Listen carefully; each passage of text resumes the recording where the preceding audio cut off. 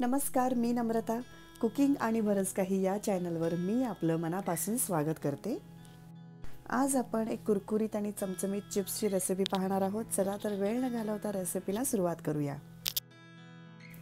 इथे आपण 1 वाटी मैदा घेतलेला आहे. त्यानंतर 1 वाटी गव्हाचं पीठ मी इथे घेतलेले आहे. जर तुम्हाला फक्त मैदा वापरून करायचा असेल, तुम्ही नुसतं मैदा वापरून सुद्धा हा पदार्थ करू शकता. त्यानंतर अर्धा चमचा हळद, चवीनुसार तिखट, मी इथे 4 चमचे तिखट घेत आहे. तुम्ही तुमच्या सवयीनुसार चवीनुसार तिखट घालू शकता. 1 चमचा तुमच्या घरामध्ये जो गरम मसाला उपलब्ध असेल तो, 1 चमचा अद्रक लसणाची पेस्ट, चवीनुसार मीठ आणि 2 चमचे बेसन. जर आपण कुकिंग आणि बरंच काही पहिल्यांदाच व्हिजिट करत असाल तर चॅनलला कृपया करून सबस्क्राईब करा. आता आपण याच्यामध्ये ओवा घालणार आहोत. ओव्याच्या ऐवजी तुम्ही मिरीपूडसुद्धा घालू शकता. मला ओवा घालायचा होता म्हणून मी ओवा घातलेला आहे. त्यानंतर फ्रेश बारीक चिरलेली कोथिंबीर आपण याच्यामध्ये घालणार आहोत. आता कोथिंबीर आणि सगळे पीठ आणि मसाले आपण जे याच्यामध्ये घातलेले आहेत त्याला आपण चांगल्या प्रकारे एकत्रित करून घेऊया. असं मी जसं करत आहे त्याला चांगल्या प्रकारे एकत्रित आपल्याला करून घ्यायचं आहे, जेणेकरून कोथिंबीरमधलं जे पाणी आहे ते पिठाला चांगल्या प्रकारे लागेल. आणि आपल्याला हे पीठ जे आहे ते जास्त सैल नाही मळायचं आहे, घट्ट मळायचं आहे. त्यामुळे जसं पाणी लागेल तसं थोडं थोडं पाणी घेऊन आपण याला मळणार आहोत. पण सर्वात आधी आपल्याला हे चांगल्या प्रकारे एकत्रित करून घ्यायचं आहे. तर तुम्ही इथे बघू शकता, मी अगदी थोडं पाणी घेतलेलं आहे आणि थोड्या थोड्या पाण्यामध्ये आपल्याला हे पीठ चांगल्या प्रकारे घट्ट असं मळून घ्यायचं आहे. जर आपण कुकिंग आणि बरंच काही या चॅनलला पहिल्यांदाच व्हिजिट करत असाल तर कृपया करून चॅनलला सबस्क्राईब करा. तर अशा प्रकारे आपण याचा कणिक मळून घेतलेला आहे. घट्ट असा गोळा याचा करून घ्यायचा आहे. आणि आता आपण याला 20 ते 25 मिनिटांसाठी झाकून ठेवणार आहोत. चला तर आता आपण याची पोळी लाटायला घेऊया. 20 ते 25 मिनिटांनंतर आपलं कणिक जे आहे ते चांगल्या प्रकारे मुरतं. तर आपल्याला असं एक मध्यम आकाराचा कणकेचा गोळा घ्यायचा आहे. त्याला मैदा किंवा गव्हाचं पीठ तुम्ही काही लावू शकता. आणि अशा प्रकारे आपल्याला त्याची एक मोठी पोळी लाटून घ्यायची आहे, जी पातळ असेल पण पोळपाटला चिटकणार नाही. तर पोळी चिटकू नये म्हणून आपण याला मध्ये मैदा किंवा गव्हाचं पीठ लावू शकता. आणि अशा प्रकारे आपण याची एक मोठी पोळी लाटून घेणार आहोत.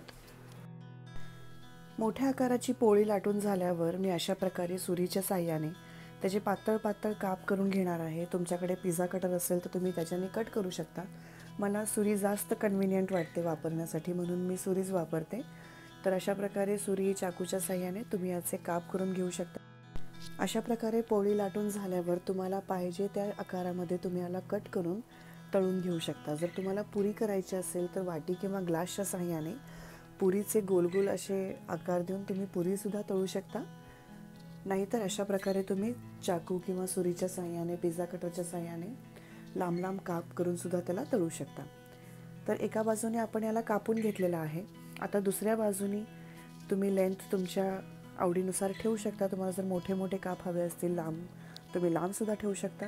मी असे मध्यम आकाराचे काप करून घेणार आहे, म्हणजे तळायला सुद्धा सोपे जातात. तर अशा प्रकारे आपण याला कापून घेतलेलं आहे. आता आपले चिप्स जे आहेत ते कुरकुरीत व्हायला पाहिजे आणि ते फुगायला नाही पाहिजे. तर आपल्याला छोटीशी ट्रिक इथे वापरायची आहे. सुरीच्या साहाय्याने मी एक एक डॉट जो आहे तो प्रत्येक चिप्सवर देत आहे, जेणे की छोटासा होल तिथे होईल आणि आपले चिप्स जे आहेत ते कुरकुरीत होतील, ते फुगणार नाहीत आणि मऊ होणार नाहीत. आणि आता आपण याला गरम तेलामध्ये तळून घेणार आहोत. लो टू मीडियम फ्लेमवर आपल्याला चिप्स तळून घ्यायचे आहेत.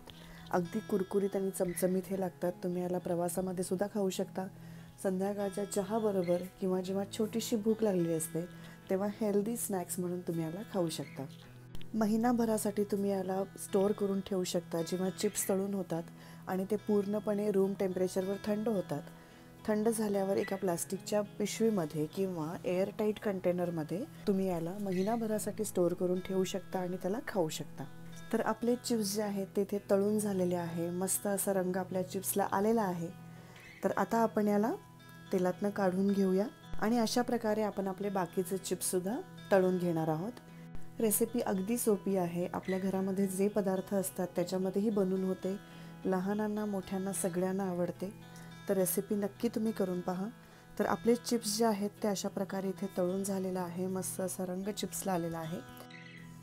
तुम्ही इथे बघू शकता चिप्सचा चुरा एवढा पटकन होतो, म्हणजे ते एवढे कुरकुरीत असतात. तर आजची आपली चिप्सची रेसिपी तुम्हाला कशी वाटली मला नक्की कमेंट करून सांगा. रेसिपी आवडली तर रेसिपीला शेअर करा, चॅनलला सबस्क्राईब करा, व्हिडिओला लाईक करा. असंच पुन्हा एकदा भेटूया एखाद्या नवीन रेसिपीसोबत. तोपर्यंत पौष्टिक खा आणि स्वस्थ रहा. धन्यवाद.